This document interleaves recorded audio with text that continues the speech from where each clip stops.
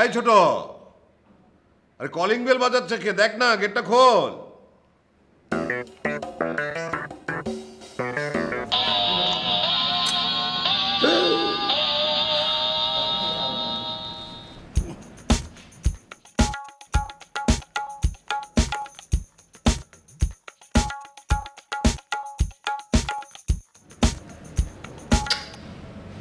চলে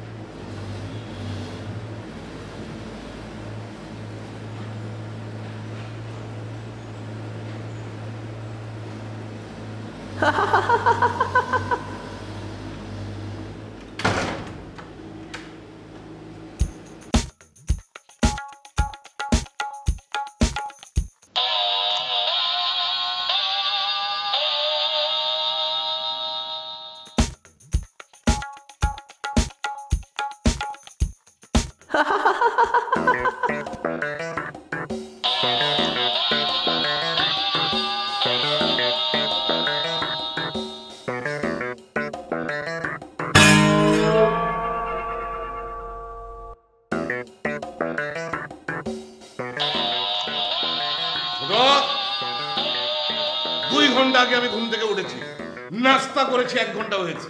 তুই কি ভেবেছিস? হ্যাঁ, তুই কলিং বেল বাজিয়ে আমাকে আবার নতুন করে ঘুম থেকে উঠাবি? দাঁড়া, এবার আমি দেখছি।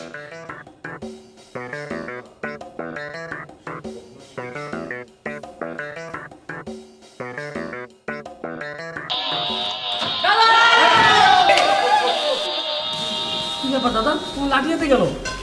কোনো সমস্যা? কোনো ঝামেলা হয়েছে? না, কোনো সমস্যা আমার না, কিন্তু তোদের দেখে আমার মনে হচ্ছে অবশ্যই কোনো সমস্যা ঘটিয়েছে। কি বলো দাদা, আমরা কি ঝামেলা করবো?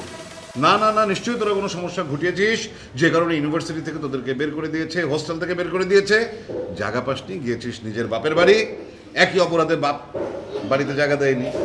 অবশেষে এই 5 বছর পরে এই বৃদ্ধের কথা মনে পড়েছে, আশ্রয়। ওফ দাদা, সত্যি বলছি কোনো সমস্যা না, আমরা তোমার সাথে টাইম স্পেন্ড করার জন্য আসছি। হ্যাঁ, শিওর? ড্যাম শিওর, একবার 100% শিওর থাকো তুমি, আমরা কোনো ধরনের ঝামেলা করি। তোমার কি তারপরে বিশ্বাস হচ্ছে? হ্যাঁ, সন্দেহ হচ্ছে। অসুবিধা নেই, আমি ফোন করে জেনে নিচ্ছি। না, ফোন করা যাবে না, আমরা তো বাবা মাকে জানিয়ে আসিনি। আমরা আসছি তোমার সাথে, তোমাকে সারপ্রাইজ দেওয়ার জন্য। সামার ভ্যাকেশন কাটাবো। সামার ভ্যাকেশন এটা জানাজানি হলে কি মজা থাকবে নাকি? আর আমরা চিন্তা করেছি তোমার সাথে সামার ভ্যাকেশন কাটাবো, অনেকটা দিন থাকবো। কিন্তু তুমি যদি ফোন করো তাহলে তো আমরা 2 দিনের বেশি থাকতে পারবো না। আর উই আর সরি, 5 বছর তোমার সাথে দেখা করতে পারি। আমরা স্টিল উই মিসিং। ঠিক আছে, আয় ভেতরে আয়।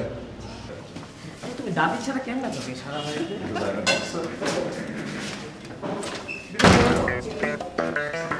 দাদার গার্লফ্রেন্ড।